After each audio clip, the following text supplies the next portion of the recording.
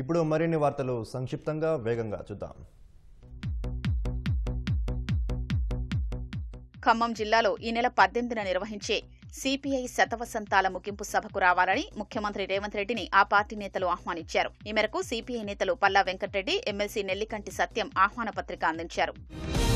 ప్రజల సమస్యలపై పోరాడడానికే communist party పుట్టిందని సినీ గేయ రచయిత సుద్దాల అశోక్ తేజ అన్నారు. భారత కమ్యూనిస్టు పార్టీ 100ఏళ్ల ఉత్సవాల్లో భాగంగా ఖమ్మంలో 100ఏళ్ల అరుణకేతనం పేరుతో నిర్వహించిన కవి సమ్మేళనంలో అశోక్ తేజ పాల్గొన్నారు. ఏనాటికైనా కమ్యూనిస్టులు ఢిల్లీ గద్దెనెక్కుతారని ఆశాభావం వ్యక్తం చేశారు.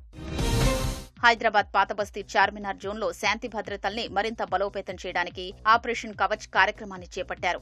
చార్మినార్ డీసీపీ కిరణ్ ఖేరా ఆధ్వర్యంలో ఐఎస్ సదన్ చౌరస్తా నుంచి సైదాబాద్ చౌరస్తా వరకు సుమారు 200 మంది పోలీసులతో ఫ్లాగ్ మార్చ్ నిర్వహించారు.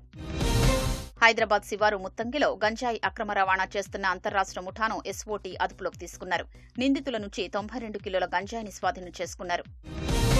రంగారెడ్డి జిల్లా కొత్తూరులో జరిగిన హత్యను పోలీసులు ఛేదించారు. రాజేంద్రనగర్ కు చెందిన రౌడీ షీటర్ మాధవ్ బిరాధర్ను మొహమ్మద్ ఓవైజ్, మొహమ్మద్ ఇర్ఫాన్, నసీర్ పాషా, షేక్ సోహెల్ హత్య చేసినట్లు గుర్తించారు. అప్పు తిరిగి చెల్లించకపోవడంతో మొహమ్మద్ ఓవైజ్ చెల్లికి దగ్గరవుతున్నాడనే అనుమానంతో హత్య చేసినట్లు పోలీసులు తెలిపారు.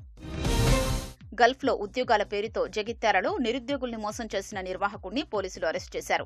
సారంగాపూర్ మండలం పెంబట్లకు చెందిన కాముని గంగాధర్ నిరుద్యోగుల నుంచి డబ్బులు వసూలు చేసి విజిట్ వీసాలపై విదేశాలకు పంపినట్లు తెలిపారు. బాధితుల ఫిర్యాదు మేరకు పోలీసులు సోదాలు నిర్వహించి 114 పాస్పోర్ట్లు, 4 మొబైల్ ఫోన్లు, ల్యాప్టాప్, ఆఫీస్ రికార్డులు స్వాధీనం చేసుకున్నారు.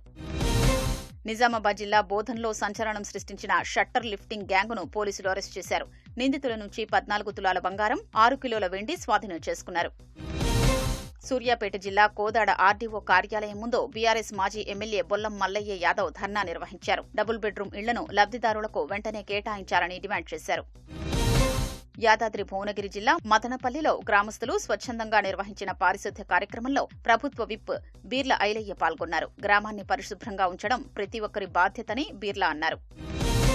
కరీంనగర్ ప్రభుత్వ ప్రధాన ఆసుపత్రిలో ఐఏఎస్ అధికారి ప్రఫుల్ దేశాయ్ సతీమణి పండంటి పాపకు జన్మనిచ్చారు. ప్రభుత్వాసుపత్రులపై నమ్మకం పెంచడానికి ఐఏఎస్ అధికారులు, వారి కుటుంబ సభ్యులు సైతం ప్రభుత్వాసుపత్రిలో చేరుతున్నారని కలెక్టర్ పమేలా సత్పతి తెలిపారు.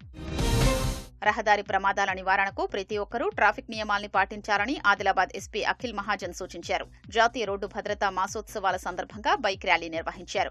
రోడ్డు ప్రమాదాల్ని తగ్గించడమే లక్ష్యంగా అవగాహన కార్యక్రమాలు నిర్వహిస్తున్నట్లు తెలిపారు. సంగారెడ్డి జిల్లా సన్సాద్ ఖేల్ మహోత్సవ్ కార్యక్రమాన్ని ఎంపీ రఘునందన్ రావు ప్రారంభించారు. విద్యార్థులు చదువుతో పాటు క్రీడల్లో కూడా జాతీయ స్థాయికి వెళ్లే విధంగా కృషి చేయాలని సూచించారు. ధనుర్మాసం వేడుకల్లో భాగంగా జగిత్యాల జిల్లా మెట్పల్లిలోని శ్రీ చెన్నకేశవ స్వామి ఆలయంలో గోదా రంగనాథ స్వామి కళ్యాణాన్ని కన్నుల పండుగగా నిర్వహించారు. ఈ సందర్భంగా పలు జంటలు చేసిన నృత్యం అందరినీ ఆకట్టుకుంది.